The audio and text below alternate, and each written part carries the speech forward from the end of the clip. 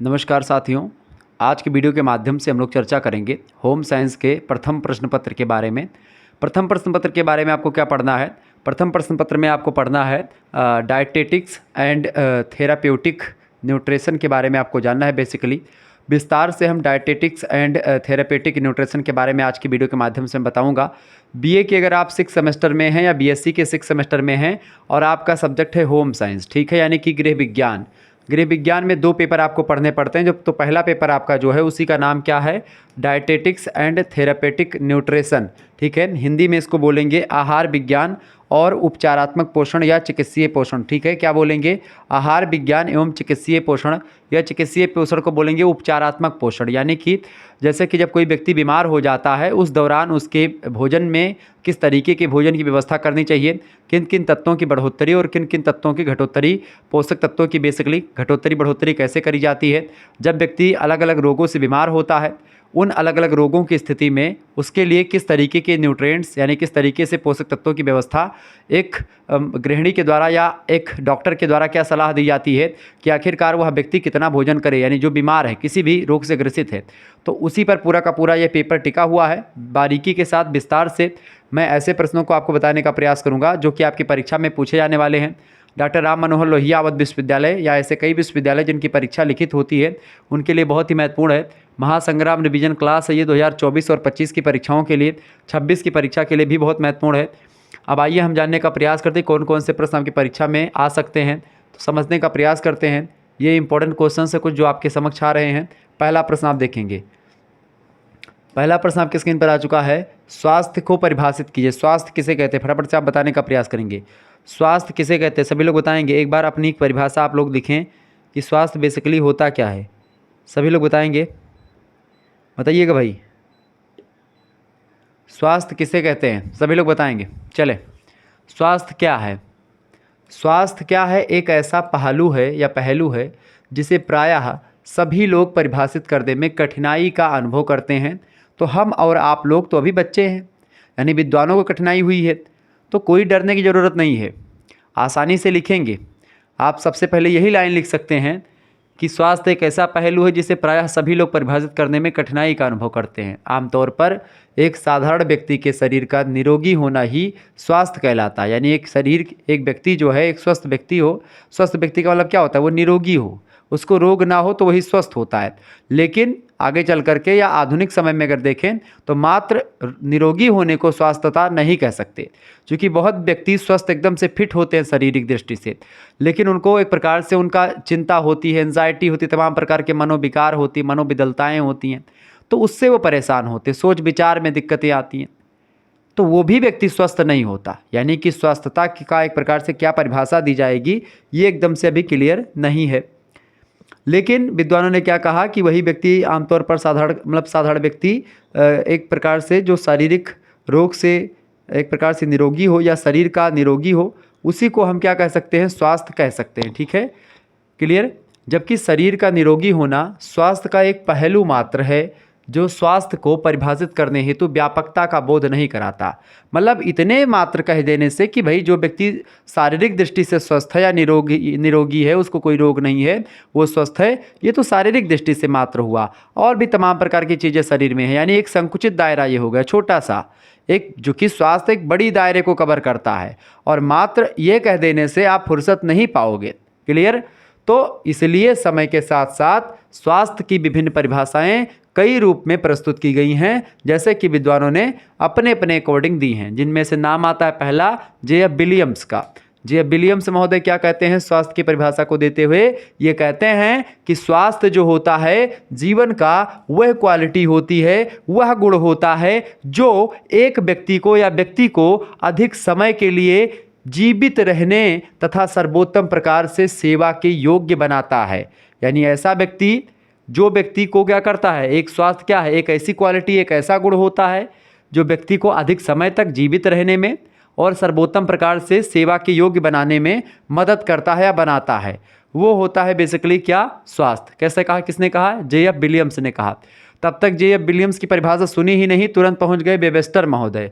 Webster ने कहा, अरे भैया विलियम्स, कौन मेरे परिभाषा दी हो तू, रुको हम बताई थे, लड़के समझ ना पाई हैं तू, जो मेरे परिभाषा बताए हुए हम बताई थे।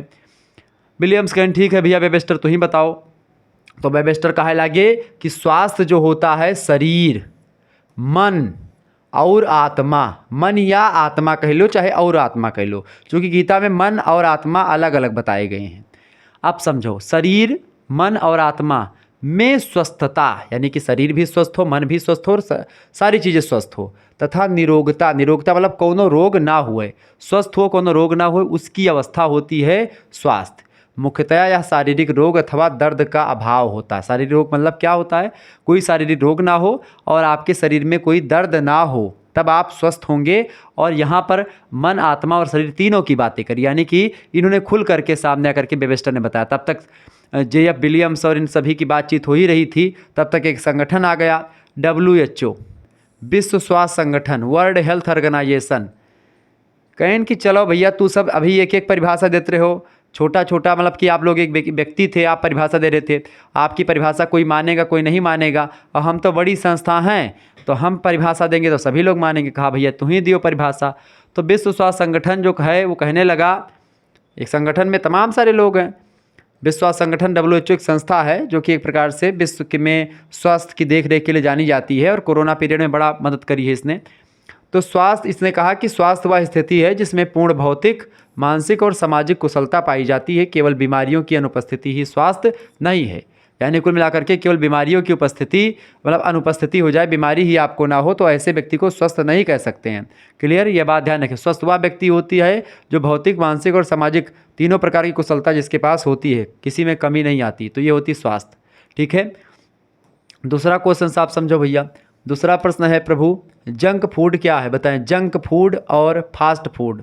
जंक फूड का हुआ एक साथ साथ फास्ट फूड अब बताए देव आपका। जंक फूड ऐसे फूड आइटम्स को कहते हैं जो पैकेट में मिलते हैं, इन्हें बनाने में कोई झंझट भी नहीं रहता, बस खरीदने के बाद पैकेट खोल करके आपको खाना रहता है। जंक फूड में पोषक तत्वों की मात्रा 0 होती है, इसमें जो है सैचुरेटेड फैट होता है, एक्स्ट्रा शुगर होता है, नमक ज़्यादा इसमें होता है, साथ ही साथ कैलोरी की मात्रा भी इसमें ज़्यादा होती है, ऊर्जा ज़्यादा दी जाती है। जंक फूड एक खाली कैलोरी होती है, यानी इसमें कैलोरी तो होती है लेकिन पोषण मूल्य के लिए नहीं होती, यानी कि वो एक प्रकार से आप चॉकलेट खा लें, कहीं चॉकलेट में कैलोरी होती है बट वो कैलोरी आपके शरीर के लिए उतनी इफेक्टिव या उतनी महत्वपूर्ण नहीं होती। ठीक है, भारतीय चिकित्सा अनुसंधान परिषद, जिसको बेसिकली ICMR के नाम से जानते हैं अंग्रेजी में, भारतीय चिकित्सा अनुसंधान परिषद, उसको हिंदी में कहते हैं ICMR को। तो इसके अनुसार कहा गया जंक फूड की परिभाषा को देते हुए कि जंक फूड प्रसंस्कृत खाद्य पदार्थ है जिसमें पोषक तत्व ना के बराबर होते हैं। अक्सर इसमें नमक, चीनी और वसा माने फैट, तैलीय पदार्थ, तेलहुस, कुछ चीज़ तेलहुस जो कहा जाता है, तेलहुस, और थोड़ा मीठा रहेगा, थोड़ा नमकीन रहेगा। ठीक है, इसी की मात्रा होती है, यानी थोड़ा सा मीठा, थोड़ा सा नमकीन, थोड़ा सा उसमें तेलहुस चीज़ें आ जाती हैं, वही सब चीज़ें। जैसे अब आप आलू के चिप्स खाते हैं, आलू के चिप्स पैकेट में पैक रहते तो जब आप खाते हो तो वह जंक फूड हुए। ठीक है, आप क्या खाते हो, नाचोस खाते हो, तले हुए इस जो स्नैक्स होते हैं, स्नैक्स जैसे कि जो आलू वगैरह वाली चिप्स वगैरह जो खाते हैं आप सभी लोग, वही सब होते हैं। जैसे कि पप्स हो गया, कुरकुरे है, मीठे ड्रिंक्स हैं, कोला है, ठीक है, चॉकलेट, कैंडी है, केक है, ये सब जंक फूड के अंतर्गत शामिल होते हैं। यहीं अगर बात की जाए फास्ट फूड की, तो फास्ट फूड जानते हैं क्या होता है। फास्ट फूड जैसे चाउमीन हो गया, पिज़्ज़ा होगा, बर्गर होगा, समोसा तो खैर नहीं रख सकते, हालांकि रख सकते, समोसा को भी रख सकते। फास्ट फूड मतलब जो जल्दी बन करके तैयार हो जाए। ठीक है, चाउमीन, मैगी, ये सब। क्लियर, समझ में आ रहा है ना। चलो अगला क्वेश्चन से तीसरा नंबर, उपचारात्मक आहार क्या है। आहार माने तो होते जो खावा जाता है, उपचारात्मक माने होते जो उपचार के लिए खावा जाए। अब उपचारात्मक आहार का हुए भैया, उपचारात्मक आहार ये हुए कि जैसे मान लें आप बीमार हो, खूब ज़्यादा बीमार हो, या ऐसी कोनो बीमारी है जो कि दीर्घ प्रोसेस की है, लंबी बीमारी है, तो उस दौरान आपके पोषक तत्वों की किस पोषक तत्व की कमी करी जाए और किस पोषक तत्व की बढ़ोतरी करी जाए, वही होता है आहार। मात्र भोजन को नहीं कहते हैं आहार, एक प्रकार से पर्टिकुलर व्यक्ति के लिए किस खाद्यान्न की पूर्ति या किस पोषक तत्व की आवश्यकता उसको होती, वही होता है। ठीक है, तो ये ध्यान रखेंगे। आहार विभिन्न रोगों को नियंत्रित करने और प्रतिबंधित करने में बहुत महत्वपूर्ण भूमिका निभाता है। चूँकि आहार में 6 प्रकार के पोषक तत्व पाए जाते हैं, जिसमें कार्बोहाइड्रेट, वसा, प्रोटीन, विटामिन, खनिज लवण और जल पाए जाते हैं, और इन्हीं का उपयोग पूरे के पूरे शरीर में होता है। कार्बोहाइड्रेट्स और वसा शरीर को ऊर्जा देते हैं। प्रोटीन शरीर की मसल्स और ऊतकों के निर्माण के लिए जाना जाता है। विटामिन्स और खनिज लवण की बात की जाए तो ये एक प्रकार से आपकी शरीर में जो रोग प्रतिरोधक क्षमता होती है, मतलब कि इम्यूनिटी सिस्टम होता है, उसको मजबूत करता है। और अगर बात करें जल की, तो जल तमाम प्रकार के काम को करता है। आपके शरीर के जो तापमान होते हैं उसको नियंत्रित करता है। वायु को मतलब खून को शुद्ध करने में भी आपके देखते हैं, और ऑक्सीजन की पूर्ति करने में भी जल की भूमिका होती है। ये बात आप ध्यान रखेंगे। क्लियर? तो कुल मिलाकर के अगर मैं आपको बताऊं तो यही सब चीज़ें होती हैं। विशेष रूप से मधुमेह मतलब शुगर वगैरह, हृदय रोगी, मोटापे जैसी जीवन शैली की बीमारियों को नियंत्रित करने में इस चिकित्सा में जहां आहार की प्रमुख भूमिका होती है, उसे पोषण चिकित्सा के रूप में जाना जाता है। रोगी की स्थिति और रोग की आवश्यकता के अनुसार इस संशोधित आहार को चिकित्सीय आहार कहा जाता है। यानी जब हम किसी व्यक्ति को उसके रोग के आधार पर आहार देते हैं कि भाई इसको इतना ये चाहिए, उतना वो चाहिए, तो वही होता है। सॉरी, थोड़ा बारिश हो रही इस दौरान, थोड़ा जुकाम रख लिया है, तो इसीलिए अचानक से छींक आ गई, तो माफ़ी चाहूँगा मैं आप लोगों से। चौथा प्रश्न आप देखेंगे, आप लोगों के लगातार कमेंट आ रहे थे, मैंने आपके कमेंट देखे तो मैंने कहा बिल्कुल वीडियो आपके 5-6 तारीख को शायद एग्ज़ाम है, तो मैंने अभी वीडियो दे दी ताकि आप देख लें, और प्रयास करूंगा कि एक आध वीडियो और आपको दिलवा दिया जाए 5-6 तारीख भर में, ठीक है। बाकी परेशान होने की बिल्कुल ज़रूरत नहीं। शुक्ला स्टडी पॉइंट की यही वीडियो आप देख लेंगे तो आपके लिए ये बहुत ही, चूँकि इसमें मैं समझा करके समझाऊँगा, मतलब बताऊँगा, तो कोई दिक्कत नहीं होगी। आहार चिकित्सा क्या है? चिकित्सीय आहार बीमार व्यक्ति के इष्टतम स्वास्थ्य को बढ़ावा देने के लिए एक चिकित्सक के द्वारा निर्धारित, एक चिकित्सक मतलब एक डॉक्टर के द्वारा निर्धारित एक आहार संशोधन होता है, जो आपके पहले के भोजन में चेंजमेंट किया जाता है और आपको दूसरे प्रकार का भोजन मिलता है खाने को। इस प्रक्रिया को ही उपचार प्रक्रिया कहा जाता है, या आहार चिकित्सा कहते हैं, डाइट थेरेपी कहते हैं इसी को, ठीक है। आगे देखते हैं। डाइट थेरेपी मतलब खाने संबंधित देखभाल किया जाए। एक होती टॉक थेरेपी, खास करके जब मनोविकार होता है तो टॉक थेरेपी सबसे इंपॉर्टेंट होती है। टॉक थेरेपी का मतलब क्या होता है? बातचीत करके, जैसे जो बात करके उनको ऐसे बात करेंगे, जो मनोवैज्ञानिक जो एक प्रकार से जब रोग होते हैं, कोई मनोरोग होता है, तो ऐसे में जो एक प्रकार से जो साइकेट्रिस्ट मतलब कि जो होते नहीं, वो जो साइकोलॉजिस्ट होते हैं या फिर जो कि, तो वो समझाते हैं, बातचीत करके हैं, उसके दौरान सारी चीज़ें क्लियर करते रहते हैं, तो वो टॉक थेरेपी होती है। ऐसे इसमें डाइट थेरेपी, खाने संबंधित सारी चीज़ें नियम कायदे बना करके। आधारीय चयापचय दर से आप क्या समझते हैं? आधारीय चयापचय दर ऊर्जा की वह मात्रा होती है जो जीवित मनुष्य की आंतरिक क्रियाओं को क्रियान्वित करने के लिए शरीर के भार के प्रति किलोग्राम के लिए 1 घंटे में प्रयोग में लाई जाती है, आधारीय चयापचय दर कहलाती है। यानी कि कहने का मतलब ये है कि ऊर्जा की एक मात्रा चयापचय दर कहलाती है, जो क्या करती है? जीवित मनुष्य की जो आंतरिक क्रियाएं हैं, जैसे कि पेट में आप देखते हैं आमाशय ऐसे ऐसे काम कर रहा है, हृदय की गति चल रही है, तो ये सब एक प्रकार से काम करने के लिए ऊर्जा की जो खपत होती है, वही मात्रा चयापचय की दर कहलाती है। यानी कि शरीर के भार के प्रति, यानी कि अगर 1 किलोग्राम आपका शरीर है तो 1 घंटे में, यानी प्रति किलोग्राम, मान लेते हैं 50 किलोग्राम का आपका शरीर है, तो 1 घंटे में एक प्रकार से जितनी ऊर्जा प्रयोग में लाई जाती है आपके शरीर, अब आप किलोग्राम के अकॉर्डिंग, वही आधारीय चयापचय दर कहलाती है, ठीक है। इसमें कोई दिक्कत नहीं। यानी कि जब कोई व्यक्ति कोई भी शारीरिक या मानसिक क्रियाएं कर रहा होता है, उस समय उसके शरीर में होने वाली अनैच्छिक क्रियाएँ, जैसे कि उसके हृदय का धड़कना हो गया, रक्त का परिसंचरण हो गया, भोजन का पचना हो गया, अवशोषण हो गया, उपापचन हो गया, मूत्र का उत्सर्जन हो गया, सांस लेना हो गया, सांस को छोड़ना हो गया, ये सब क्रियाएं लगातार निर्बाध रूप से लगातार चलती रहती है, हमेशा चलती रहती है। इन क्रियाओं को संपन्न करने के लिए शरीर के आंतरिक अंग हमेशा क्रियाशील रहते हैं और ये क्रियाएँ ऊर्जा के द्वारा संपन्न होती हैं। इन क्रियाओं को करने में ऊर्जा का व्यय होता है, ऊर्जा खत्म होती है, ऊर्जा का खर्चा लगता है, कैलोरी बर्न होती है। इस प्रकार कहा जा सकता है कि इन अनैच्छिक क्रियाओं को करने में तथा शरीर ताप के नियमन में जितनी ऊर्जा की आवश्यकता होती है, उसे आधारीय चयापचय दर कहा जाता है। क्या कहते हैं? उसी को आधारीय चयापचय दर कहते हैं। यानी जो भी एक प्रकार से आपके इंटेस्ट जो चीज़ें, यानी अंदर की जो चीज़ें हैं, अनैच्छिक क्रियाएं हैं, अनैच्छिक पेशी हैं जो काम कर रही हैं, तो उस पर आपका नियंत्रण है नहीं, तो वो भी एक प्रकार से ऊर्जा लेती हैं। तो उसी ऊर्जा की दर को, जो एक प्रकार से प्रति किलोग्राम के दर से 1 घंटे में ऊर्जा व्यय होती है, वही आधारीय चयापचय दर कहलाती है। ये बात आपके समझ में मेरे हिसाब से जहाँ तक है आ गई होगी। आगे देखते हैं। छठा क्वेश्चन आपके स्क्रीन पर आ चुका। ट्यूब फीडिंग में से क्या लाभ है? What do mean by tube feeding? Tube feeding से क्या लाभ है? ट्यूब फीडिंग क्या होता है? देखिए, पहली बात, ट्यूब फीडिंग के द्वारा क्या होता है, पर्याप्त मात्रा में पौष्टिक तत्व शरीर में पहुंचाए जा सकते हैं। यानी कि ट्यूब फीडिंग एक प्रकार से कि जो कभी कभी क्या होता है, जब आप बीमार हो जाते हैं और आप भोजन मुख से नहीं ग्रहण कर पाते हैं, तो ये प्रक्रिया अपनाई जाती है जब कोई बीमारी में, तो वो प्रक्रिया होती है ट्यूब फीडिंग की, जिससे कि ट्यूब के माध्यम से या ग्लूकोज के माध्यम से या किसी माध्यम से आपके शरीर को जितनी रिक्वायरमेंट में कैलोरी ज़रूरत होती है, जितनी वसा, जितनी प्रोटीन जो भी ज़रूरत होती है, उसको एक प्रकार से ट्यूब के माध्यम से आपके शरीर में भेजा जा सकता है। यानी कि ट्यूब फीडिंग के द्वारा पर्याप्त मात्रा में पौष्टिक तत्व तो शरीर में पहुँचाए जा सकते हैं। दूसरी बात, ठीक है, नाक के द्वारा शरीर में ट्यूब पहुँचाना अन्य विधियों की अपेक्षा सरल होता है। पांचवी बात, इस विधि का अधिक समय तक प्रयोग किया जा सकता है। अगली बात, नली का सावधानीपूर्वक प्रयोग करने से रक्त के प्रवाह पर इसका कोई दबाव नहीं पड़ता है। इसके अलावा इस विधि में भोजन को कीटाणु रहित करना जरूरी नहीं रहता है। इसके अलावा ट्यूब फीडिंग के द्वारा दिया गया भोजन आसानी से और जल्दी से पूर्णतः पचाया जा सकता है, जिससे कब्ज, बेचैनी और अतिसार आदि कष्टों से बचाव कर रहता है इसका, ठीक है। इस विधि के द्वारा द्रव पदार्थ जो होता है सुरक्षित रूप से दिए जा सकते हैं, अतः सीरिये पोषण में होने वाले खतरों से भी बचा जा सकता है इसके कारण से। यानी कि एक प्रकार से कई प्रकार की बीमारियों में ऐसा बेसिकली ट्यूब फीडिंग के दौरान ट्यूब फीडिंग के द्वारा भोजन बीमारियों के दौरान दिया जाता है।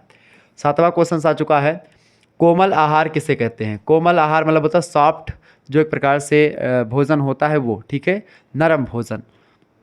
इस प्रकार के भोजन के अंतर्गत रेशे युक्त जो भोज्य पदार्थ होते हैं उनकी मात्रा कम की जाती है और भोज्य पदार्थों को या भोज्य को अच्छे प्रकार से पका करके कोमल किया जाता है, यानी कि उसको सॉफ्ट बनाया जाता है।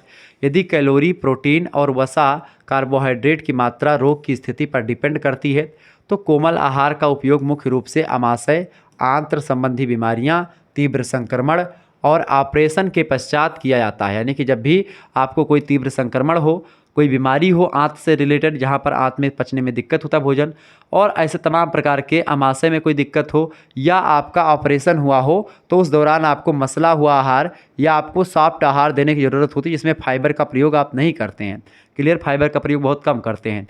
यह आहार शीघ्र पचने वाला होता है, मिर्च मसाला इसमें ज़्यादा नहीं डाला जाता है। इसके अलावा बहुत कम रेशे वाला तथा संरचना में नरम होता है, जो रोगी सरलता से भोजन चबाने में असमर्थ रहते हैं। आंतों एवं आमाशय से संबंधित रोगों, पाचन संबंधी रोगों में, तीव्र संक्रामक रोगों में और ऑपरेशन के बाद कोमल अथवा मुलायम आहार उनको दिया जाता है। जब खाने और पचने में जो एक प्रकार से यांत्रिक सरलता की आवश्यकता होती है, तब कोमल आहार भी दिया जाता है। यानी कुल मिलाकर के जब ऐसी बीमारी होती है जिसमें आपके पाचन संबंधी तंत्र में कोई विकार होता है, तो उस दौरान सॉफ्ट आहार या कोमल आहार, तरल पदार्थ वाले आहार या एक प्रकार से बेसिकली मसला हुआ आहार दिया जाता है रोगियों को, ताकि उनको पचाने में कोई दिक्कत ना हो। 8वां क्वेश्चन आप देखेंगे, बहुत ही ज़बरदस्त क्वेश्चन आ चुका है प्रभु महोदय। प्रश्न क्या है, बॉम्ब कैलोरी मीटर क्या है। बॉम्ब कैलोरी मीटर बेसिकली एक प्रकार से एक उपकरण है, एक इकाई है, एक मापने की इकाई। बॉम्ब कैलोरी मीटर है क्या। देखिए, आहारीय पदार्थों के द्वारा ग्रहण किए गए पोषक तत्व जो होते हैं, पोषक तत्व मतलब क्या होते हैं, जो इसे कार्बोहाइड्रेट, वसा, प्रोटीन, खनिज लवण, विटामिन सी, ये सब पोषक तत्व होते हैं।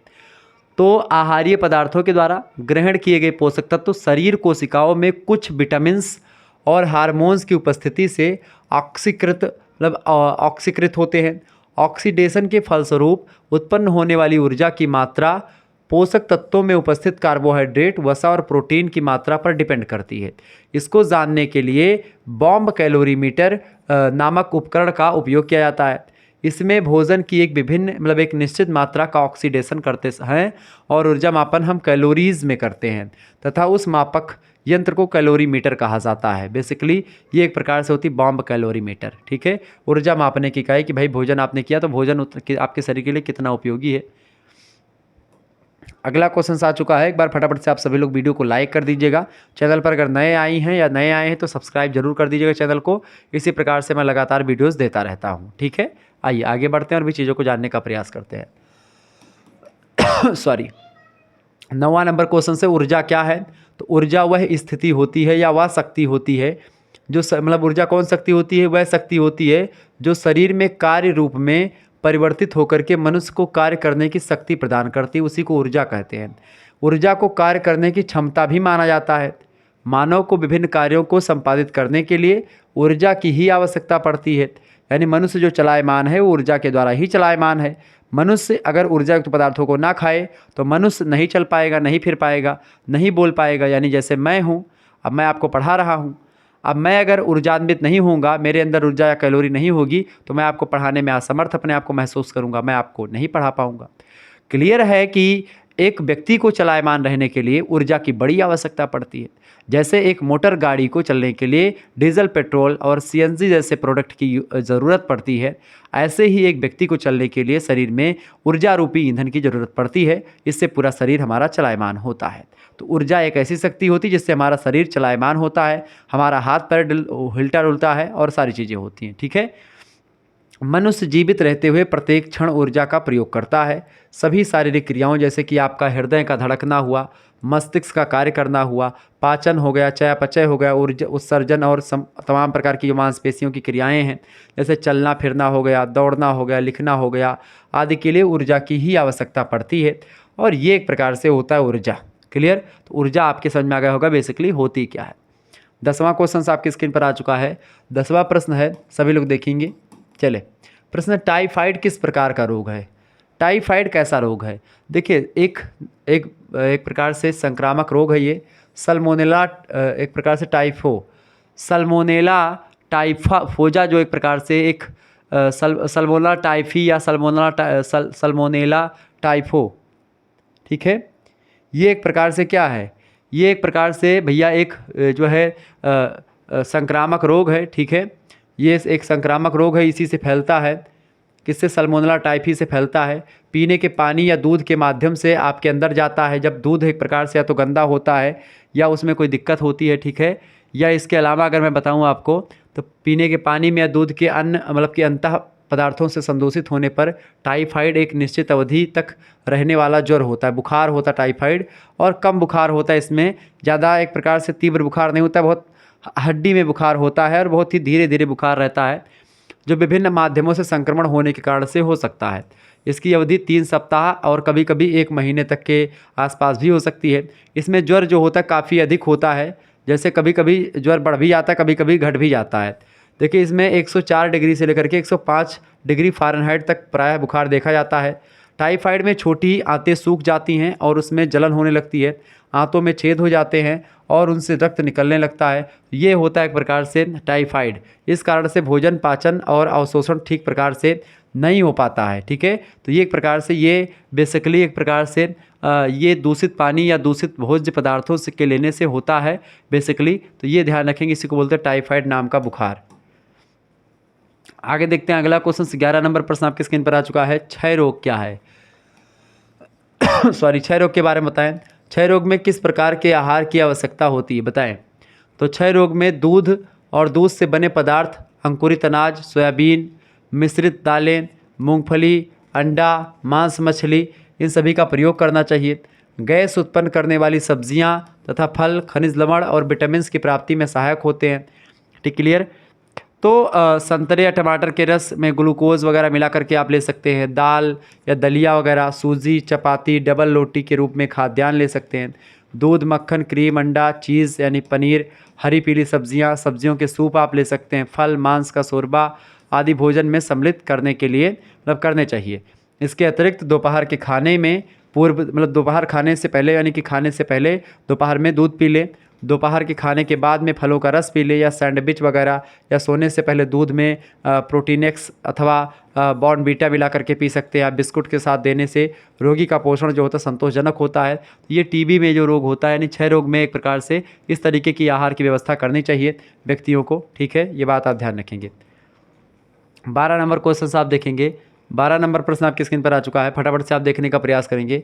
12 नंबर क्वेश्चन है, मलेरिया में आहार व्यवस्था बताइए। फटाफट से आप बताएंगे। मलेरिया होने पर रोगी को हल्का सुपाच्य आहार देना चाहिए। जैसे कि मलेरिया अगर हो जाए किसी व्यक्ति को तो दलिया उसको देना चाहिए सुबह। दूध और गेहूं का एक प्रकार से दलिया बनता है, तो वो दलिया ले सकता है, चाय ले सकता है, सूजी खिचड़ी ले सकता है, दूध, इन सभी एक प्रकार से मलेरिया रोग में आप ले सकते हैं। रोगी को अन्न में जैसे कि रोटी उसको देना चाहिए, चावल उसको कम देना चाहिए, नहीं देना चाहिए। रोग मतलब कि रोटी चावल बेसिकली नहीं ही देना चाहिए। ठीक है।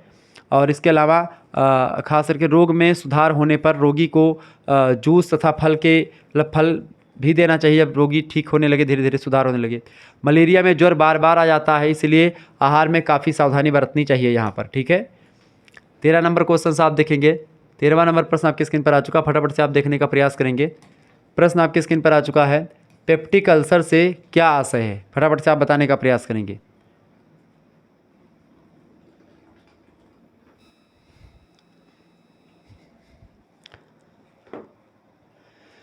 जानते हैं भैया पेप्टिक अल्सर से आप क्या समझते हैं? क्या आशय पेप्टिक अल्सर से, बताएं।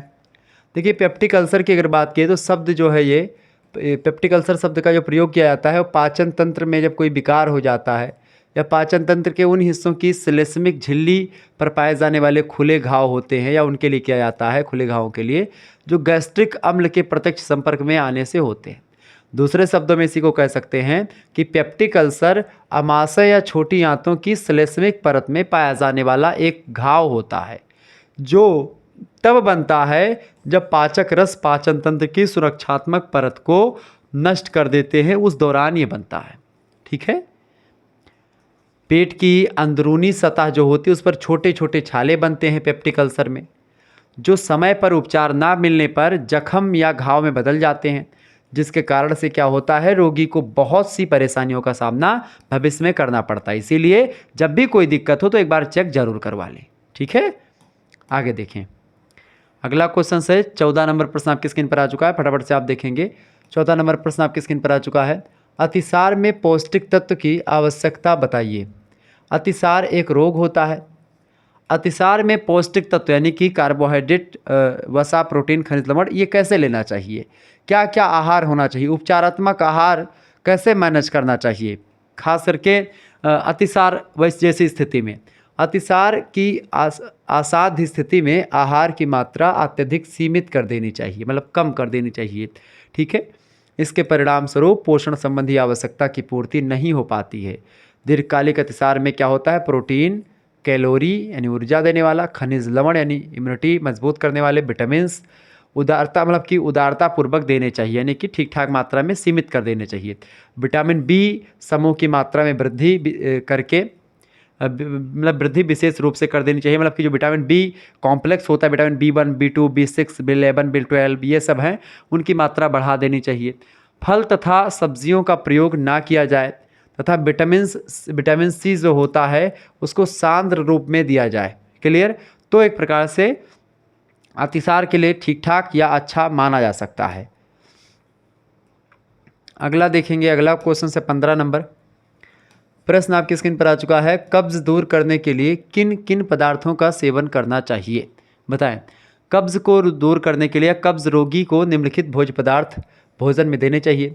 पहली बात तो चोकर युक्त आटा तथा सभी मोटे चोकर युक्त अनाज, यानी कि लगभग आप मान करके चलें ऐसा गेहूं का आटा जो जिसको चाला ना जाए, यानी चोकरा जो होता है वो चोकरा भी उसी में मिला रहे। चोकर मतलब समझ रहे हैं ना, जो ऊपर कभी कभी क्या होता है ऐसा गेहूं वगैरह चाल करके घर में बनाया जाता है, चालो मत वैसे बना दो, वो होता है चोकर युक्त, ठीक है। तो चोकर युक्त आटा और सभी मोटे चोकर युक्त अनाज जो होते हैं आप ले सकते हैं कब्ज़ में।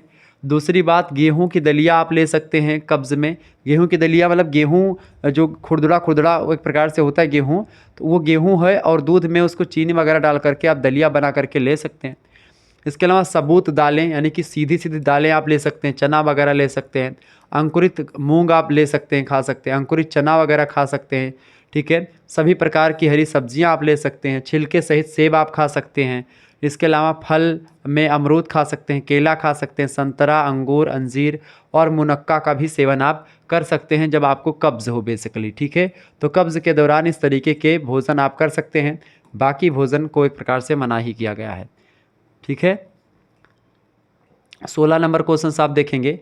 16वां प्रश्न आपकी स्क्रीन पर आ चुका है। प्रश्न बड़ा ही ज़बरदस्त है, अधिक भार या मोटापा में पोषण संबंधी आवश्यकताएं बताएं। अधिक भारिता असंतुलन की स्थिति होती है, जब आप बहुत ज़्यादा मोटे हो जाते हैं तो वो एक प्रकार से शारीरिक असंतुलन पैदा करती है मोटापा।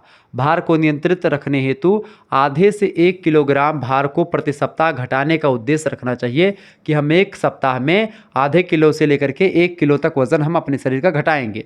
हालांकि आपको आपको क्या बताऊँ, मेरा तो वज़न में नहीं बढ़ता है, मैं इतनी मेहनत कर रहा हूँ खाने पीने पे, फिर भी नहीं बढ़ता है। और ऐसे और कुछ लोग हैं जिनका मोटापा बहुत बढ़ गया है, वो पतला होना चाहते हैं। हालांकि मैं अपने आप को फिट महसूस करता हूँ, चूँकि मुझे थकान बहुत कम ही लगती है, मैं लगातार आपको पढ़ाता रहता हूँ। अगर मेरे हिसाब से जितना मैं आपके लिए मेहनत करता हूँ, पढ़ाता हूँ दिन रात, उतना शायद आपको कोई पढ़ाता होगा। तो लेकिन फिर भी मैं ऊर्जान्वित रहता हूँ, मेरे अंदर ऊर्जा की क्षीणता कभी अनुभव नहीं होती है कि मुझे लगता है कि भाई मेरे को अब आराम करना चाहिए, सोना चाहिए, ये है, वो है, मेरा पैर दर्द कर रहा है, ये मेरा बस एक ही दिक्कत होती है, हाँ गले में प्रॉब्लम हो जाती है बोलते बोलते, यहाँ से दिक्कत आती है, जुकाम हो जाता है, खांसी वगैरह आ जाती है, बस ये दिक्कतों का सामना मैंने किया है। बाकी एक प्रकार से बजरंगबली की कृपा है, कुछ होता होता जल्दी है नहीं, ठीक है। बस यही गला वाला थोड़ा सा मामला यही ठीक रहे बस। क्लियर। तो 1 किलोग्राम एक सप्ताह में लगभग आधे या 1 किलो वजन घटाने का प्रयास करना चाहिए मोटे व्यक्ति को। इसके लिए लगभग आप 20 कैलोरी प्रति किलो आदर्श वजन के लिए देनी चाहिए, यानी कि 20 कैलोरी प्रति किलो एक प्रकार से आदर्श वजन के लिए, यानी अगर आप 1 किलो के हैं तो आपको 20 कैलोरी ऊर्जा एक दिन में देनी चाहिए। अगर आप जो है मान लेते हैं आप जो है 50 किलो के हैं, मतलब 50 किलो नहीं तो लगभग आप मान करके चलो कि आप कितने किलो का मान लेते हैं हम, 100 किलो का। 100 किलो नहीं मानते हैं यार, 100 किलो कहाँ हो वो, मान लीजिए मोटे हैं तो मान लेते हैं आप 80 किलो के हो, ठीक है, 80 किलो मान लेते हैं। तो आपको कितनी ऊर्जा की ज़रूरत होती है, 20 किलो। आप गुणे कर दें, 8 दूनी 16, 1600 कैलोरी ऊर्जा आपको ज़रूरत होती है एक दिन में, अगर आप 80 किलो के हैं तो। अगर आप 50 किलो के हैं तो आपको कितनी कैलोरी चाहिए, 20 से गुणा कर दो, कितना हो जाएगा, 5 दूना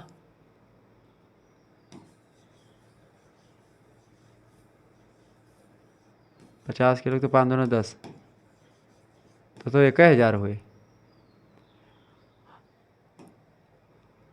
तो 20 कैलोरी प्रति किलो आदर्श वजन के लिए देनी चाहिए। एक मोटी प्रौढ़ महिला को 800 से 1000 कैलोरी देने पर सक्रिय शारीरिक कार्य करने और मोटे व्यक्ति के लिए 1000 कैलोरी वाला आहार देना उपयुक्त नहीं होता है। उसे संतोषजनक ढंग से भार कम करने की दृष्टि से 1500 कैलोरी प्रतिदिन देने से धीरे धीरे भार में कमी लाई जा सकती है।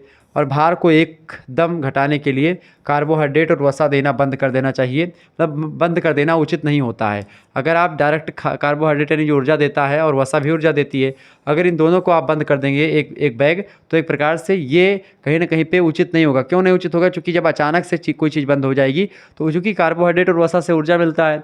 1 ग्राम कार्बोहाइड्रेट की अगर बात की जाए तो 1 ग्राम कार्बोहाइड्रेट से 4 किलो मतलब कि 4 KCl ऊर्जा मिलती है, ठीक है, यानी 4 कैलोरी ऊर्जा 1 ग्राम कार्बोहाइड्रेट से मिलती है। 1 ग्राम तैलीय पदार्थ लेने से यानी 1 ग्राम वसा लेने से, 1 ग्राम वसा की अगर बात की तो इससे कितनी ऊर्जा मिलती है भैया, इससे 9 कैलोरी ऊर्जा मिलती है, 9 KCl, ठीक है। तो 9 KCl यानी 9 किलो कैलोरी ऊर्जा मिलती है। तो ये एक प्रकार से अगर इसको आप डायरेक्ट बंद कर देंगे तो आपका एक प्रकार से आपको थकान का अनुभव होगा, कमज़ोरी आ जाएगी। तो इसलिए डायरेक्ट नहीं बंद करना है, धीरे धीरे करके उसको अल्प करें, कम करें। 17 नंबर क्वेश्चन आ चुका है, अल्प भार के कारण बताएं। अल्प भार मतलब कम भार के। जैसे मेरा भार है, मेरा भार बेसिकली इस समय मैं 56 किलो के आसपास का हूँ। अब 56 किलो है, फिर भी मैं अपने आप को मतलब अल्प भार कुछ ना कुछ है ही। पहले मैं 50 किलो का था, इससे पहले थोड़ा मेहनत किया हूँ, तो इस दौरान मैं 5-6 किलो वज़न अपना बढ़ाया हूँ। तो इस समय लगभग 56-59 के आसपास का हूँ। और मैं सोचता हूँ कि लगभग अगर 64 किलो भी वज़न हो जाता है हमारा, तो मैं ठीक ठाक अपने आप को महसूस करूँगा और अच्छा, ठीक है। तो अल्प भार का क्या कारण हो सकता है, यानी कि जो लोग दुबले पतले हैं वो क्यों हैं दुबले पतले, ये आप जान पाएंगे आज। पहली बात तो ये कि अत्यधिक परिश्रम करने वाले व्यक्ति जिन्हें विश्राम हेतु बहुत कम समय मिलता है, उन्हें भी अल्पभारिता हो जाती है। जैसे कि मैं हूँ, दिन रात मेहनत करता हूँ। आप लोग सोचते होंगे कि केवल गुरुजी पढ़ाते हैं हमारे, मैं तो अब पढ़ाना शुरू किया हूँ, उससे पहले मैं बहुत शारीरिक मेहनत करता हूँ। चूँकि हम लोग गरीब घर से थे, गरीब घर से आज भी हैं, लगातार खेतों में हम लोगों को काम करना पड़ता है, किसान के घर के हैं हम लोग, खेतों में काम करने वाले। जैसे गेहूं काटना हुआ, चरी काटना हुआ, भैंस खिलाना हो, 4-5 भैंस अभी हमारे घर के सामने बांधी हुई हैं, ठीक है। और उनको अभी जो है से मान लेते पानी इस समय बरस रहा है तो बड़ा जो है दिक्कत होती है इस समय भैंस वैंस बांधने में। फिर भी मैं भी अगर फुर्सत पाता हूँ, जैसे अपना काम फुर्सत किया तो मैं भी भैंस बांधने चला गया या कोयर काटने चला गया। तो ये सब चारा वारा काटने की मशीन आज भी हमारे घर पर रखी हुई, कटता है, सब कुछ होता है, व्यवस्थित काम होता है।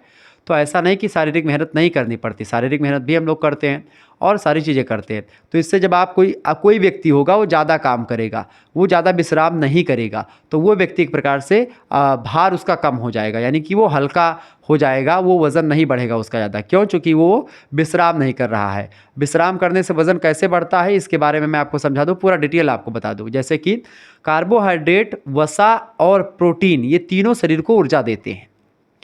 प्रोटीन 1 ग्राम अगर आप लेते हो एक दिन में, या 1 ग्राम प्रोटीन आप कभी भी लेते हो, तो आपको 4 कैलोरी ऊर्जा मिलती है। 1 ग्राम कार्बोहाइड्रेट से भी 4 कैलोरी ऊर्जा मिलती है और 1 ग्राम वसा से आपको 9 कैलोरी ऊर्जा मिलती है। लेकिन शरीर में सबसे अधिक हम लोग यूज किसका करते हैं? तो शरीर में हम लोग सबसे ज़्यादा खाते क्या है? कार्बोहाइड्रेट, बेसिकली अनाज खाते हैं। अनाजों में कार्बोहाइड्रेट ही पाया जाता है। सब्जियों में विटामिन वगैरह पाए जाते हैं जो कि शरीर की रोग प्रतिरोधक क्षमता को मजबूत करते हैं, तो हटा दो उसको। अनाजों में कार्बोहाइड्रेट होता है जो कि शरीर को ऊर्जा देता है। अब मान लेते हैं आपने खाना खाया और उससे आपको ऊर्जा मिल गई 2000 कैलोरी। अब 2000 कैलोरी का आपने काम कर लिया तो आपका सारा ऊर्जा खत्म हो गई, यानी आपकी कोई ऊर्जा बची नहीं। और जब ऊर्जा बची नहीं तो एक प्रकार से आप मोटे नहीं होगे। ऊर्जा बचती कैसे है? जैसे मान लेते हैं आपने 2500 कैलोरी खाया, 2500 कैलोरी आपने गेन किया। अब 2500 कैलोरी गेन किया लेकिन आपने काम किया 1500 कैलोरी का, तो आपका जो 1000 कैलोरी ऊर्जा थी वो ग्लाइकोजन के रूप में वो शरीर में इकट्ठा हो जाती है।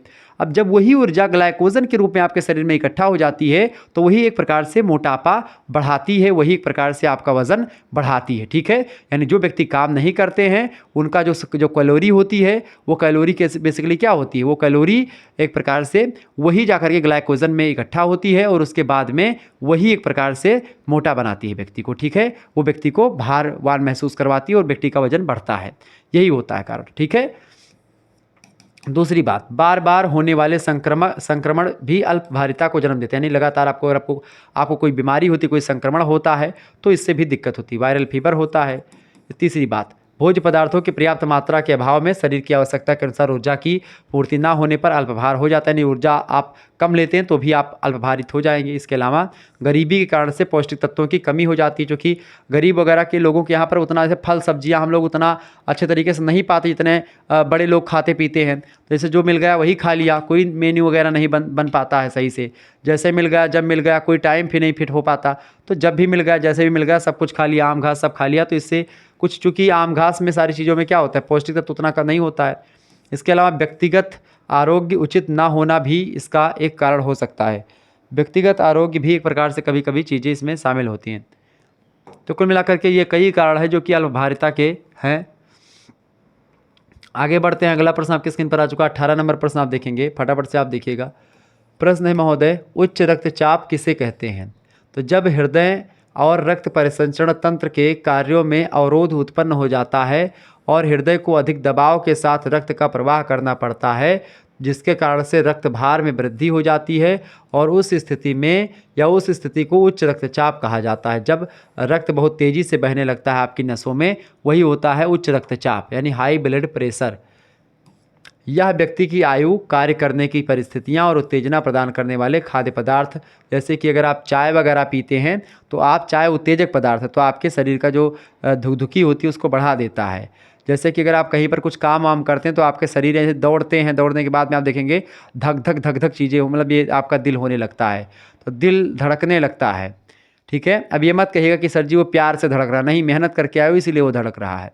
ठीक है, वो धड़क रहा है, वो खून आपके शरीर में तीव्र गति से संचरण कर रहा है, रक्त का परिसंचरण बड़ी तीव्र गति से हो रहा है। इस दौरान रक्तचाप जो है वो बढ़ जाता है। ठीक है, व्यक्ति की आयु पर, उसके कार्य करने की परिस्थितियों पर, उसकी उत्तेजना प्राप्त करने वाले खाद्य पदार्थों पर।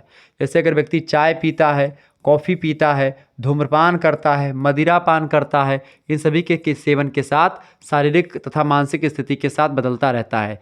तो जब भी कोई व्यक्ति चाय या कॉफ़ी पिएगा तो उसको उत्तेजना आएगी। ठीक है, धूम्रपान मदिरा पिएगा तो उसको क्या होगा, थोड़ा सा नशे टाइप की होगी। ठीक है, चीज़ें तो थोड़ा सा वो शिथिल टाइप का होगा। क्लियर, ये चीज़ें। जब भी व्यक्ति किसी मानसिक पीड़ा, क्रोध, भय, मानसिक चिंता आदि संवेगों से प्रभावित होता है तो उसका रक्तचाप जो होता है वो बढ़ जाता है। ठीक है, जब आप चिंतित होते, कोई चीज़ सोचते हैं, किसी पर क्रोधित होते हैं या एक प्रकार से कोई दिक्कत आती है तो आपका रक्तचाप ऑटोमेटिक बढ़ जाता है। अगला क्वेश्चन आप देखेंगे, 19 नंबर प्रश्न आपकी स्क्रीन पर आ चुका है। प्रश्न है, एथेरोस्क्लेरोसिस किस प्रकार का रोग है, बताएं। स्थेरोस्क्लेरोसिस जो है वो किस प्रकार का रोग है भैया? तो स्थेरोस्क्लेरोसिस जो रोग होता है एक ऐसा रोग होता है जिसमें हमारे शरीर में मौजूद धमनियों के अंदर रुकावट उत्पन्न होने लगती है तथा धमनियों की आंतरिक झिल्ली कड़ी हो जाती है। धमनियाँ वे रक्तवाहिकाएँ होती हैं जो हृदय के साथ साथ शरीर के तमाम अंगों तक ऑक्सीजन युक्त रक्त पहुँचाती रहती हैं। ठीक है, रक्त वाहिकाओं में जो रुकावट उत्पन्न होती है वह फैट यानी कि वसा यानी जिसको कोलेस्ट्रॉल बोलते हैं, उस कोलेस्ट्रॉल, कैल्शियम और रक्त में मौजूद अन्य तत्वों के जमाव से हो जाती है। क्योंकि जब ये सब खून में चीज़ें रुक जाती हैं, नसों में ब्लॉक कर दे, नस को ब्लॉक कर दे तो खून रुक जाता है, उसे ही फ्लॉक कहते हैं। समय के साथ साथ यह जमाव जो होता है वो धमनियों के अंदर रास्ता सकरा यानी कि खून का रास्ता पतला करता जाता है, जिसके कारण से क्या होता है कि ऑक्सीजन युक्त रक्त जो होता है शरीर के विभिन्न अंगों तक बहाव उसका जो है धीमा हो जाता है, क्योंकि पाइप उसकी पतली हो जाती है। तो ऐसे में खून अच्छे तरीके से नहीं बह पाता, ऑक्सीजन युक्त जो है खून पूरे शरीर में, और फिर एक प्रकार से जो है शरीर के विभिन्न अंगों तक वो नहीं पहुंच पाता, ऑक्सीजन युक्त शरीर धीमा पड़ जाता है।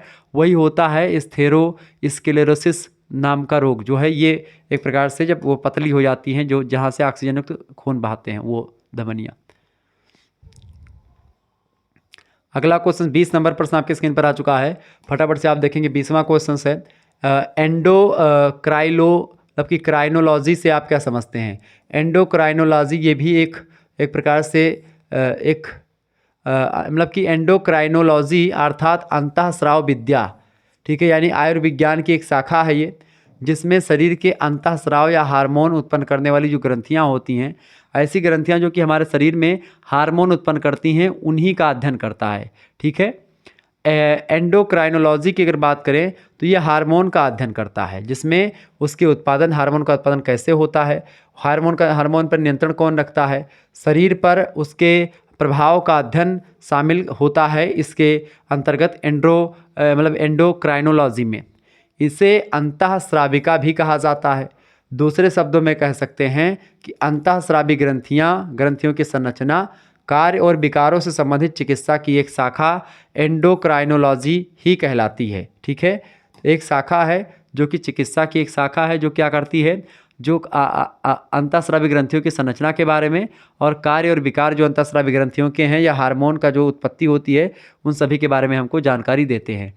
21 नंबर क्वेश्चन आपके स्क्रीन पर आ चुका है। 21 नंबर क्वेश्चन से देखेंगे सभी लोग। 21 नंबर क्वेश्चन से थायराइड ग्रंथि का परिचय दीजिए। देखिए, यह मानव शरीर में पाई जाने वाली सबसे बड़ी ग्रंथि या सबसे बड़ी अंतःस्रावी ग्रंथि होती है थायराइड ग्रंथि। यह तितली के आकार की ग्रंथि होती, तितली के समान प्रतीत होती है, जो गर्दन में कंठ के ठीक नीचे की त्वचा में होती है, यहाँ पर के आसपास, ठीक है, भीतर होती है। इस ग्रंथि में श्वास नली के दोनों ओर 2 लोब होते हैं और इनकी पिछली सतह पर पैराथायराइड ग्रंथियाँ जो होती हैं मौजूद होती हैं। तो ये होती मतलब कि थायराइड ग्रंथि। 22 नंबर क्वेश्चन आ चुका है। अग्न्याशय, जिसको आप पैनक्रियाज बोलते हैं, उसका क्या काम होता है? अग्न्याशय का क्या काम होता है भैया? फटाफट से आप बताने का प्रयास करेंगे। देखें, अग्न्याशय बेसिकली करता क्या है, ये पाचन तंत्र का एक भाग होता है। पाचन के समय अग्न्यासिक रस का उत्पादन करता है, जिसे अग्न्यासिक एंजाइम भी कहा जाता है, जिसको उत्पादित करता है अग्न्याशय, जो स्टार्च, वसा, प्रोटीन और शर्करा को विघटित करता है, जो एंजाइम ये निकालता है वो। ठीक है, ये एंजाइम नालिकाओं के माध्यम से छोटी आंत के ऊपरी भाग यानी ग्रहणी में खाली हो जाते हैं। ये विभिन्न एंजाइम हैं, अतः अंतःस्रावी तंत्र के हिस्से के रूप में अग्न्याशय की भूमिका रक्त शर्करा के स्तर को नियंत्रित करने के लिए 2 हार्मोन बेसिकली होते हैं। पहला है इंसुलिन और दूसरा होता है जो है ग्लूकेगॉन। तो इन दोनों का स्राव करता है, ठीक है, अग्न्याशय। तो इस तरीके से ये आपके समझ में आ गया कि अग्न्याशय क्या है। आगे देखते 23 नंबर क्वेश्चन आपकी स्क्रीन पर आ चुका है, फटाफट से आप देखेंगे। 23 नंबर क्वेश्चन से महोदय प्रश्न है, मानव शरीर में ऊर्जा का उपयोग किस प्रकार से होता है? बताएं। मानव शरीर में ऊर्जा का जो एक प्रकार से जो संचार होता है, ऊर्जा का उपयोग होता है, किस तरीके से होता है? तो पोषक तत्वों में निहित ऊर्जा रासायनिक बंधनों में उपस्थित रहती है। विभिन्न रासायनिक और चयापचयी क्रियाओं के उपरांत पोषक तत्वों से ऊर्जा विमुक्त होती है और इस ऊर्जा का उपयोग जो होता है वो शरीर के कई महत्वपूर्ण क्रियाओं के संचालन के लिए किया जाता है। ऊर्जा बेसिकली जब हम भोज्य पदार्थ कोई ग्रहण करते हैं, जैसे अनाज वगैरह खाते हैं, तो उसी अनाजों से हमको ऊर्जा मिलती है और उस ऊर्जा का प्रयोग जो है शरीर की विभिन्न क्रियाओं और प्रक्रियाओं में लगता है। ठीक है, ऊर्जा डीजल या पेट्रोल की भांति है जो कि शरीर को चलायमान रखता है। पहली बात, जो ऊर्जा का प्रयोग होता है वो आधारीय चयापचय क्रियाओं को निर्वाहन के लिए जरूरी होता है ऊर्जा। अगर ऊर्जा ना हो तो जो पाचन क्रिया अंदर हो रही वो ना हो। दूसरी बात, शारीरिक वृद्धि और टूट फूट की मरम्मत के लिए भी ऊर्जा जरूरी होती है। यानी शारीरिक वृद्धि के लिए, शरीर बढ़ने में, शरीर की टूट फूट की मरम्मत के लिए भी पोषक तत्वों की जरूरत, खास करके विटामिन की जरूरत, मतलब उसकी प्रोटीन्स की जरूरत पड़ती है। इसके अलावा मांसपेशियाँ क्रियाओं को गति देने के लिए भी ऊर्जा की जरूरत पड़ती है। मानसिक क्रियाओं के लिए भी ऊर्जा की जरूरत पड़ती है। शरीर के तापमान को स्थिर रखने में बेसिकली 98.6 फ़ारेनहाइट बनाए रखने के लिए बहुत जरूरी होती है। ये क्या है 98.6 फ़ारेनहाइट, मतलब होता है लगभग 37 डिग्री सेल्सियस तापमान। 37 डिग्री सेल्सियस तापमान जो होता है शरीर का ठीक ठाक तापमान माना जाता है। मनुष्य के शरीर का सामान्य तापमान होता है 37 डिग्री सेल्सियस तापमान। ठीक है, ये बात आप ध्यान रखेंगे। तो 37 डिग्री सेल्सियस का मतलब क्या होता है, इसको फ़ारेनहाइट में अगर निकालें देखें तो वो होता है 98.6 फ़ारेनहाइट। ये सामान्य मनुष्य के शरीर का तापमान होता है। अगर यही तापमान 38 डिग्री सेल्सियस हो जाता है, यही डिग्री कितना 38 डिग्री सेल्सियस हो जाए, या इसी को एक प्रकार से बोले तो लगभग 100 डिग्री फ़ारेनहाइट हो जाता है, तो बुखार हो जाता है। ठीक है, ये बात ध्यान रखेंगे।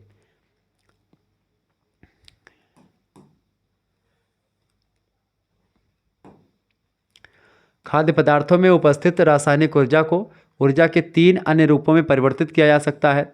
खाद्य पदार्थों की रासायनिक ऊर्जा को यांत्रिक ऊर्जा, विद्युत ऊर्जा और ऊष्मा में परिवर्तित किया जा सकता है। जब हम मांसपेशीय कार्य करते हैं, कोई खिंचाव या ऐसे मान लेते हैं, ऐसे हम कोई जिम वगैरह कर रहे हैं, कोई कुदाल चला रहे हैं ऐसे ऐसे करके, ठीक है, तो ये मांसपेशीय काम होता है। तो जब हम मांसपेशीय काम करते हैं अथवा अन्य गतिविधियाँ करते हैं, तब हम यांत्रिक ऊर्जा का प्रयोग करते हैं। तंत्रिकाओं में संवेदना प्रेषण हेतु शरीर में विद्युत ऊर्जा का प्रयोग करना, मतलब विद्युत ऊर्जा का प्रयोग होता है। मतलब कि जैसे कि मान लेते हैं शरीर में कोई संवेदना भेजना, जैसे कि मान लेते हैं आपके पैर में मच्छर ने काटा तो तुरंत आपका हाथ यहाँ पर जाकर के मार दिया उसको, ये होता है एक प्रकार से आपका विद्युत ऊर्जा। शरीर स्वयं के तापमान को स्थिर बनाए रखने के लिए रासायनिक ऊर्जा का प्रयोग करती है। ठीक है, तो ये मतलब को शारीरिक ऊष्मा कहते हैं इसी चीज़ को। तो इस तरीके से तीनों ऊर्जा अलग अलग तरीके से काम करती हैं। 24 नंबर क्वेश्चन आपके स्क्रीन पर आ चुका है, फटाफट से आप देखेंगे। प्रश्न बड़ा ही ज़बरदस्त है। प्रश्न है कि पेट में अल्सर, एक रोग है अल्सर, उसके होने पर क्या खाना चाहिए। तो पेट के अल्सर में कई प्रकार की चीज़ों का सेवन किया जा सकता है। जैसे पहली बात, फाइबर है फ़ायदेमंद इसके लिए।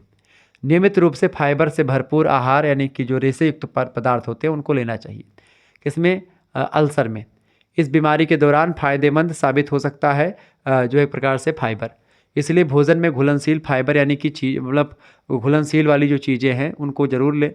इसके लिए आप सब्जियां ले सकते हैं, फल ले सकते हैं, दलिया ले सकते हैं, जौ, पीनट मतलब कि पीनट बटर, नट्स ले सकते हैं और फलियां ले सकते हैं, जैसे कि दाल, सूखी सेम ले सकते हैं, मटर आहार ले सकते हैं। तो इस तरीके से चीज़ें आप शामिल कर सकते हैं अपने आहार में। घुलनशील फाइबर युक्त उच्च आहार अल्सर रोकने में सबसे अधिक उपयोगी होते हैं और मदद करते हैं। दूसरी बात, विटामिन की अगर बात की तो विटामिन ए से भरपूर आहार जरूर लेना चाहिए। हार्वर्ड कोहोर्ट अध्ययन में कहा गया कि विटामिन ए जो होता है उसका सेवन भोजन और सप्लीमेंट से इस बीमारी के जोखिम को कम कर सकता है। स्टडी के मुताबिक जो लोग विटामिन ए का सेवन बहुत कम करते हैं उनकी तुलना में विटामिन ए का सेवन करने वाले व्यक्तियों में अल्सर का जोखिम 54% कम होता है। यानी कि जो व्यक्ति विटामिन ए जिनके में पूर्ण मात्रा में है उनको अल्सर जैसी बीमारियां नहीं होती, लेकिन जो विटामिन ए का सेवन नहीं करते उनमें अल्सर जैसी बीमारियां हो जाती हैं। मतलब 54% संभावना यही कि उन व्यक्तियों को अल्सर नहीं होता। ठीक है, जो एक प्रकार से क्या करते हैं, जो विटामिन ए का सेवन करते हैं।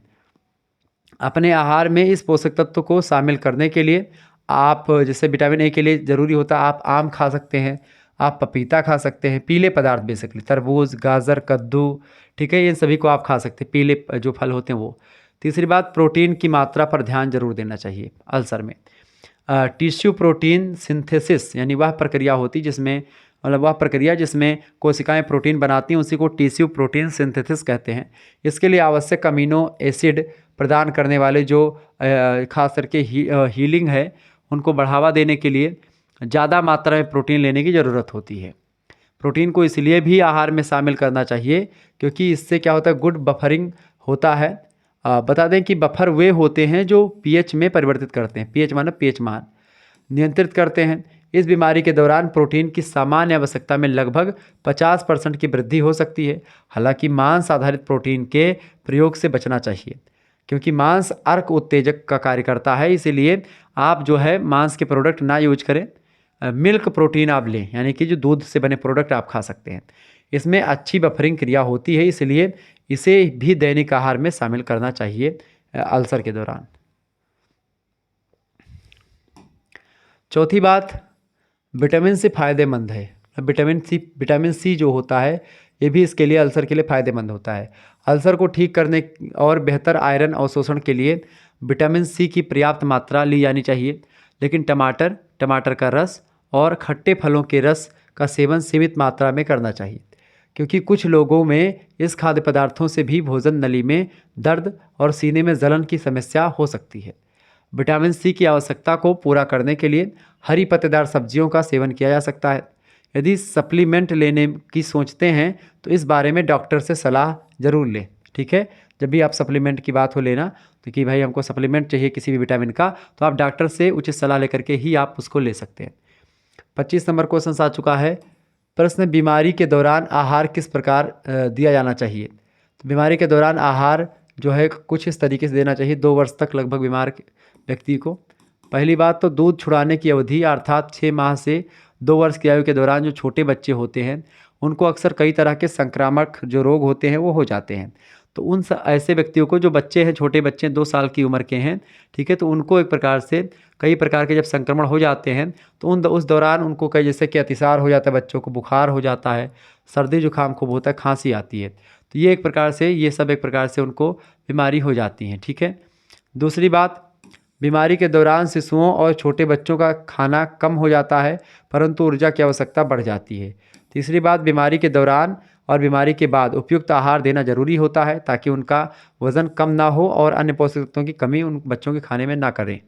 चौथी बात, अतएव यह जानना आवश्यक है कि किस तरह और कब बीमार बच्चे को खाना खिलाना चाहिए और क्या क्या खिलाना चाहिए, जानना जरूरी होता है। आगे देखेंगे 26 नंबर प्रश्न आपके स्क्रीन पर आ चुका है। 26 नंबर प्रश्न है, मधुमेह से किस प्रकार बचाव किया जा सकता है। तो किसी व्यक्ति के द्वारा निम्नलिखित बातों का ध्यान में रख करके शरीर के डायबिटीज़ को जोखिम को कुछ हद तक कम किया जा सकता है, ठीक है। तो डायबिटीज़ के जोखिम को कुछ हद तक आप कम कर सकते हैं। किसके दौरान भैया, किसके दौरान, जब आप एक प्रकार से जो है शारीरिक जो है शरीर में खाने पीने का ध्यान रखेंगे तो आप एक प्रकार से कुछ हद तक कंट्रोल कर सकते हैं, ठीक है। अब वो क्या क्या चीज़ें हो सकती हैं उसके बारे में जानने का प्रयास करें। देखिए, मधुमेह की बात करें, अगर मधुमेह की बात करें, 1 मिनट रुकेंगे।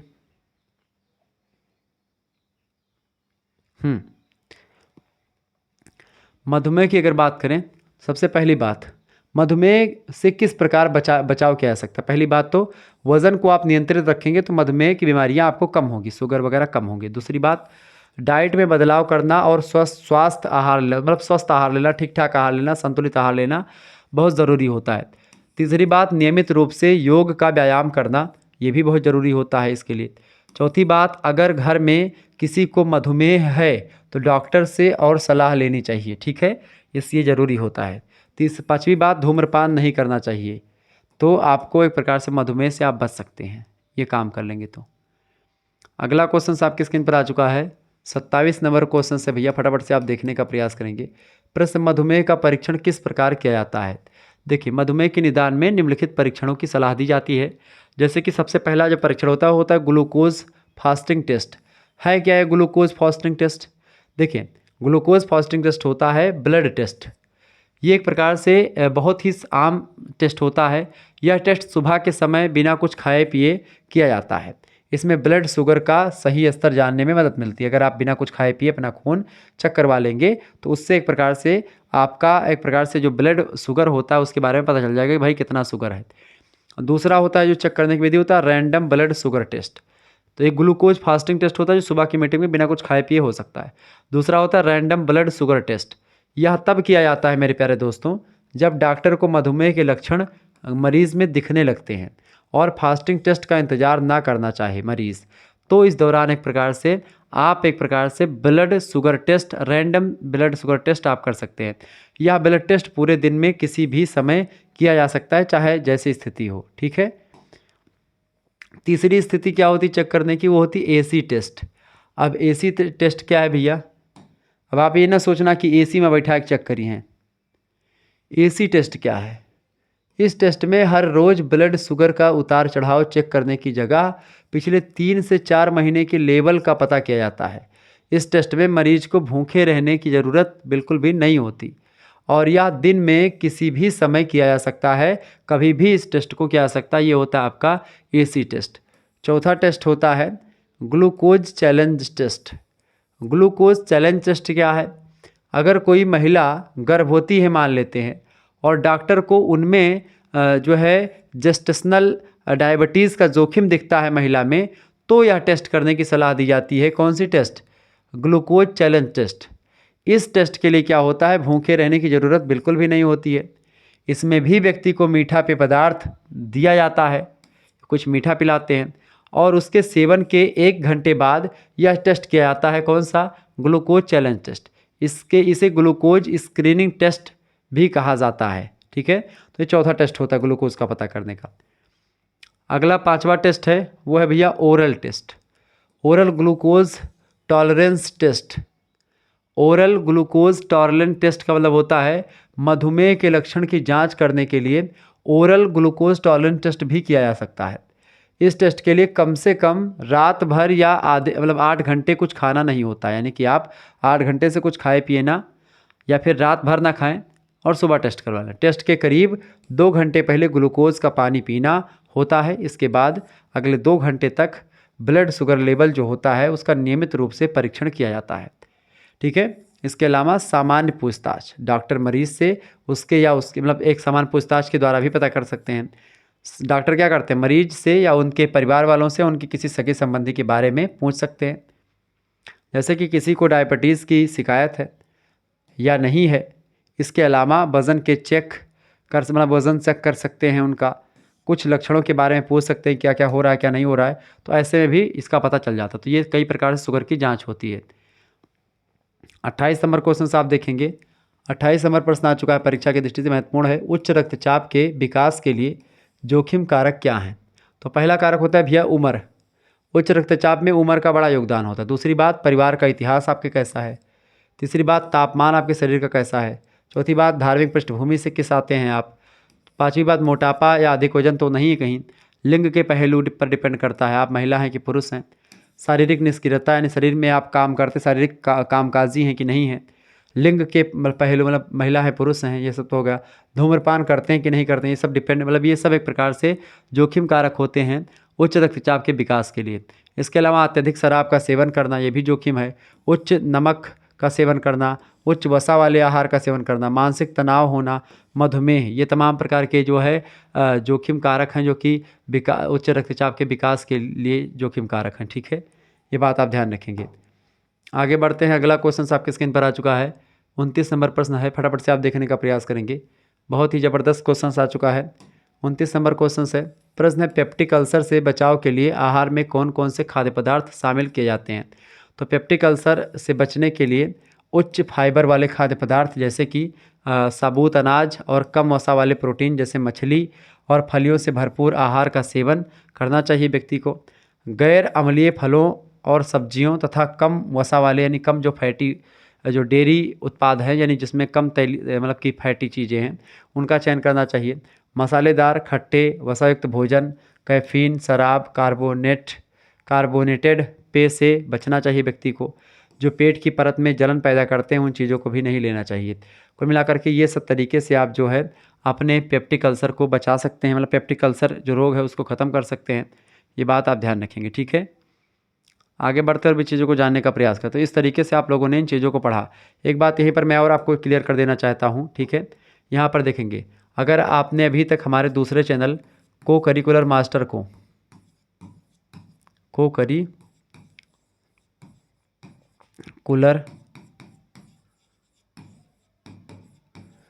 करिकुलर मास्टर यूट्यूब चैनल को आपने अभी तक सब्सक्राइब नहीं किया है तो please curricular master YouTube channel को आप सभी लोग सब्सक्राइब कर लीजिएगा, क्योंकि ये आपकी परीक्षा के लिए बहुत बेहतर तैयारी करवाता है।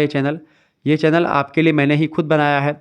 इस पर आपकी परीक्षाओं की तैयारी करवाई जाती है और इसके अलावा आप बीए करके अब जो है एक प्रकार से बीए कंप्लीट हो चुका है, आगे बीएससी मतलब कि बीटीसी करनी है, बीकॉम करना है, मतलब बीटीसी करनी है या बीएड करना है या एमए करना है, एमए के बाद क्या करना है, ऐसे जो करियर संबंधित तमाम प्रकार के प्रश्न होते हैं आपको इस वीडियो पे मिल जाएंगे। तो आप जा करके ये चैनल को सब्सक्राइब कर लीजिएगा, ठीक है। पीएचडी वगैरह में एडमिशन कैसे लेना चाहिए और ये मतलब कि बीए के बाद में आप क्या क्या किन किन लाइन में जा सकते हैं, ये सब मैं यहाँ पर आपको बताऊँगा। तो आप इस चैनल को आप सब्सक्राइब कर लीजिएगा, ठीक है। तो इस तरीके से आप लोगों ने सारी चीज़ों को समझा, ये आपके लिए बहुत ही बेहतर था। तो आप लोगों ने तमाम प्रकार के प्रश्नों को जाना। ओके, वीडियो को लाइक करते रहिए, चैनल पर करना है तो सब्सक्राइब कर दीजिएगा। ये आपने क्या पढ़ा, पेपर नंबर 1 से बनने वाले प्रश्नों को समझा। तो इसका पेपर जब भी होगा आप आसानी से दे दीजिएगा। इस वीडियो को 2 से 3 बार भी आप देख सकते हो, ठीक है। बाकी एक आध मॉडल पेपर में और परीक्षा तक आते आते मैं एक आध महासंग्राम वीडियो और हो सकता है दिलवा दूँ, ठीक है। तो बिल्कुल परेशान होने की आपको ज़रूरत नहीं है, मैं प्रयास पूरा करूंगा कि आपको और एक आध वीडियो दिया जाए। हालांकि प्लेलिस्ट में एक आध मॉडल पेपर और वीडियोस आपको मिल जाएंगे। ऑब्जेक्टिव की वीडियोस अगर आप ढूंढ रहे हैं तो ऑब्जेक्टिव की वीडियोस इससे पहले मैंने दी हुई है, ठीक है। तो आप प्लीज़ देख लीजिएगा। मिलते हैं फिर नेक्स्ट वीडियो में, तब तक के लिए जय हिंद जय भारत। आप सभी का बहुत बहुत धन्यवाद। हमारे साथ जुड़ने के लिए इसी प्रकार से अपना प्यार हमेशा बनाए रखेंगे। ओके, बहुत बहुत धन्यवाद सभी को, बहुत बहुत धन्यवाद। गृह विज्ञान के पेपर में आपको क्या पढ़ना था, आपको डायटेटिक्स एंड थेरेपी मतलब कि थेराप्यूटिक न्यूट्रिशन के बारे में पढ़ना था, ठीक है। जो कि मैंने बताया बीए के 6 सेमेस्टर में मोस्ट इंपॉर्टेंट ऑब्जेक्टिव मतलब क्या थी, लघुत्तरीय लघुत्तरीय दीर्घोत्तरीय प्रश्न जो होते हैं वो आपको यहाँ पर आपको देखने को मिले। तो ये 2024, 25, 26 और 27 की परीक्षाओं के लिए बहुत ही महत्वपूर्ण लेक्चर है, ये बात आप ध्यान रखें। बहुत बहुत धन्यवाद। Good night, I love you.